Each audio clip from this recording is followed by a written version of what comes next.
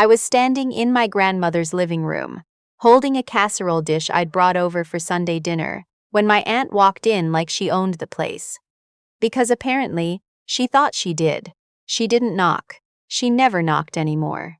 She just pushed open the front door with her shoulder, the way you do when you're carrying grocery bags. Except she wasn't carrying anything. Her hands were free. She just didn't feel the need to knock at a house she'd decided was hers. My grandmother had passed away 6 weeks earlier. 6 weeks. The flowers on her grave were still fresh. I'm 31 years old. My name is Celeste. I've lived in this house, off and on, since I was 7 years old, the year my parents divorced, and my mom moved us in with Grandma because she couldn't afford rent and fees on a teacher's aide salary. Grandma never complained. She made up the spare bedroom with yellow curtains and a quilt she'd sewn herself, and she told me that yellow was the color of peoples who stayed. I didn't know what that meant at 7. I do now. After college, I moved back. Not because I failed at life. I want to be clear about that. I moved back because Grandma's health was declining, because she was 81 and stubborn about doctors, and because somebody needed to be there when she forgot to turn off the stove. I took a remote job doing medical billing, and I slept in the yellow curtain room, and I took her to her cardiologist appointments every other Thursday.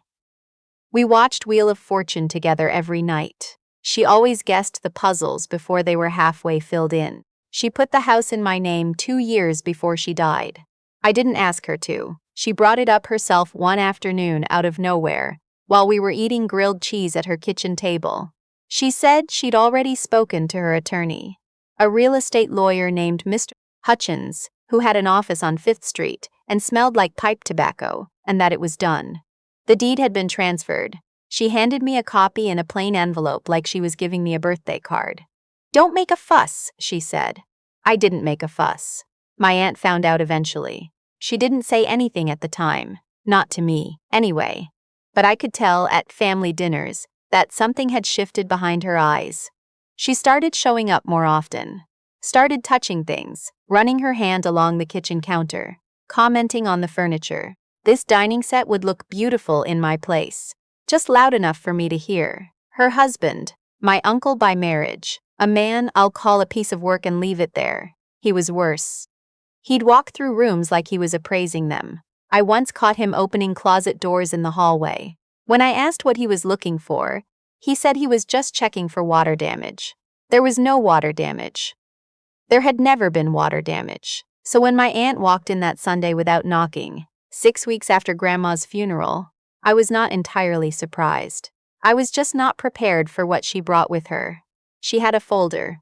A manila folder, thick, with a rubber band around it. She set it on Grandma's kitchen table, my kitchen table, and she smoothed her hand over it like it was something precious. Then she looked up at me with an expression I can only describe as prepared, like she'd rehearsed this. "We need to talk about the property," she said. I set down the casserole dish. "Okay." Yuzik's grandmother wasn't well when she signed those documents. She opened the folder. We have documentation. Letters from her doctor. Statements from people who saw her in her final years. There are grounds to contest the deed transfer on the basis of diminished capacity. I looked at the papers she slid across the table. They looked official, that was the thing. They looked official. There were letterheads. There were signatures. There were dates. My stomach turned over slowly. The way it does when something feels wrong, but you can't immediately name why. "This is the house I grew up in," I said. "And it was your grandmother's house," she said. "Which means it should go to her children. To family. I am family." She gave me a smile I will never forget, patient, pitying. The smile of someone who has already won and is simply waiting for you to catch up. "Sweetie," she said, "you're a grandchild, that's different." Her husband appeared in the doorway then. I don't know when he'd come in. He was just suddenly there, leaning against the doorframe with his arms crossed, and he said, "We already spoke to a realtor. This property is worth about $340,000 in the current market. Obviously, so we'd give you something for the time you've put in. It's only fair. Something. They would give me something." I looked at the two of them in my grandmother's kitchen, standing on my grandmother's floors, and I thought about the yellow curtains upstairs, and about sitting across from Grandma while she handed me that plain white envelope.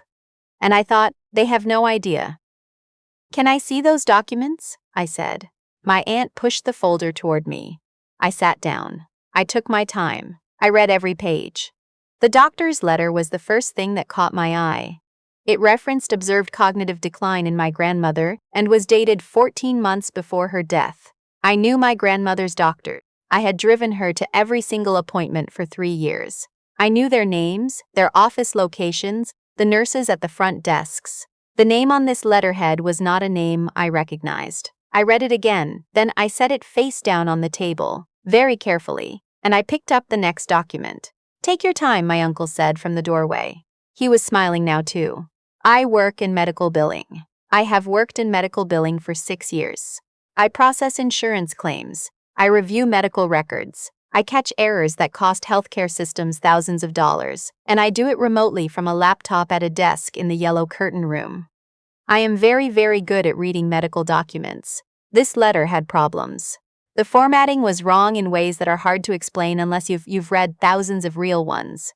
The font on the letterhead didn't match the body text. The NPI number in the footer was 9 digits instead of 10, and the date format switched from MMDE in the header to DDNMME in the body. Small things. Easy to miss if you've never spent 6 years staring at medical paperwork. But I have. I set that document down too. I kept my face very still. "I'd like to keep these to review them," I said. "Of course," my aunt said. "We can make copies." "No, I'll take these." I closed the folder, put my hand flat on top of it. "I'll be in touch." Something shifted in her expression then, just slightly, like she hadn't expected that. Her husband uncrossed his arms. "We'd like to move quickly on this, Celeste. We've already spoken to an attorney." "So have I said. That was a lie. I hadn't spoken to anyone yet, but I needed them off balance while I figured out what I was holding.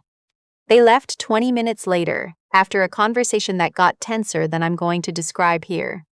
My uncle said things that I wrote down afterward, word for word, in the Notes app on my phone, with a timestamp. My aunt told me I was being difficult. I told her I understood her position and that I'd be in touch, and I said it so calmly that she couldn't find anywhere to put her anger, so she picked up her purse and walked out, and he followed her. I stood at the kitchen window and watched their car pull out of the driveway. Then I sat back down at the table and I opened the folder again and I read every single page twice more. By the time I was done, I had my phone out. I texted my friend Waverly, who is, and I cannot stress this enough, the most organized human being I have ever met, and the person I call when I need to think clearly, and I said, "I need help. Tonight if possible." She came over with Thai food and a notepad, and we sat at the kitchen table until midnight. Here is what we figured out. The doctor's letter referenced a physician with no verifiable NPI number. I checked the federal NPI registry online. Nothing. You cannot practice medicine in the United States without one. It does not exist. The second document, a signed witness statement, claiming my grandmother had expressed confusion about her property, was signed by 2 people. One of them was my uncle. The other was a woman whose name I didn't recognize, but whose address, when I looked it up, was the same street as my uncle's brother.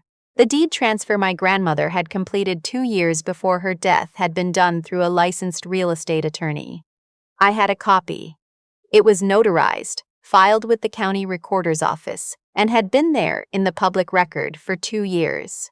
I called Mr. Hutchins the next morning. He remembered my grandmother immediately. He said her capacity had been entirely clear at the time of signing, that she'd been sharp, specific, and had asked excellent questions. He said he'd kept detailed notes, as he always did. He said he would be happy to provide documentation. Then I called the county recorder's office and requested a certified copy of the deed. For $11, available to anyone, public record. Then I did the thing my aunt and uncle had not counted on. I called a real estate attorney who specialized in contested property, a woman named Ms. Aldridge, whose name I found through the State Bar's referral service, which is a free service that anyone can use, and which I'd had no idea existed until Waverly found it at 11:30 the previous night. I explained the situation. I sent her photos of the documents. She called me back in 4 hours. "These are not legitimate," she said. and she said it's the way people say things when they want to be precise. Not these look fake. Not I'm not sure, she said. These are not legitimate. The physician letterhead references a medical group that dissolved in 2019. The NPI number is invalid, and the witness statement is not notarized, which means it has no legal standing regardless of its content. I asked her what my options were. She told me, I want to be careful about how I write this next part, because I'm not the kind of person who enjoys conflict. I never have been. I spent most of my childhood trying to be small, quiet, and unproblematic, because that's what you do when you grow up in a house that isn't technically yours. Even when the person who owns it makes yellow curtains for your room and tells you that yellow is the color of people who stay. You learn to take up as little space as possible. You say, I understand your position, and I'll be in touch, even when what you want to say is something much louder. But I am also, as it turns out, someone who spent 6 years reading medical documents for a living, and someone whose grandmother handed her a deed in a white envelope and said, don't make a fuss. And someone who sat up until midnight with her best friend and figured out exactly what was in that folder. So I did not make a fuss. I sent my aunt a certified letter. Ms. Aldridge drafted it. It was 3 pages long and it referenced, specifically, the fraudulent medical documentation, the unverifiable NPI number, the conflict of interest in the witness statement, the publicly filed deed, the notarized transfer, and the testimony of the licensed attorney who had facilitated that transfer. It also referenced a specific section of Arizona's state law regarding the filing of fraudulent documents in property disputes. It used the word criminal twice. I sent it certified mail. Signature required. I know the exact moment she received it because she called me 23 minutes after the delivery confirmation. She did not sound like herself. She sounded smaller. Careful. Celeste, she said. I think there's been a misunderstanding. I don't think there has been, I said. We were just trying to make sure Grandma's wishes. Her wishes are in the public record, I said. Filed with the county. Notarized. Executed by a licensed attorney who is willing to testify to her full cognitive capacity at the time of signing. I paused. Is there something else?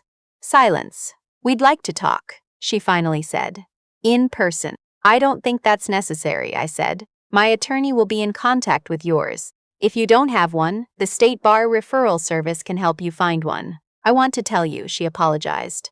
She didn't. Not really. There was something at the end of the call that might have been the beginning of an apology, if it had been allowed to finish. But she stopped herself and said she needed to go, and she hung up. Her husband called 2 days later. He was less careful. He said some things that I also wrote down in my notes app, with a timestamp. Ms. Aldridge sent a second letter after that call. I have not heard from either of them since. I still live in this house.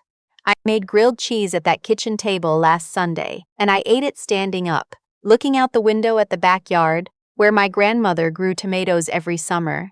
And I thought about how she used to say that the thing about a house isn't the walls. It's the deciding. Deciding to stay. Deciding that the yellow curtains mean something. She was right. I've started keeping the deed in a fireproof box in my bedroom closet. Overkill, probably. But I sleep better knowing it's there. And I relearned something I'd apparently forgotten. That the best way to walk into a room where someone is trying to take something from you is quietly. Calmly, already knowing everything they don't know you know. My grandmother knew that. She'd known it her whole life. I'm getting there.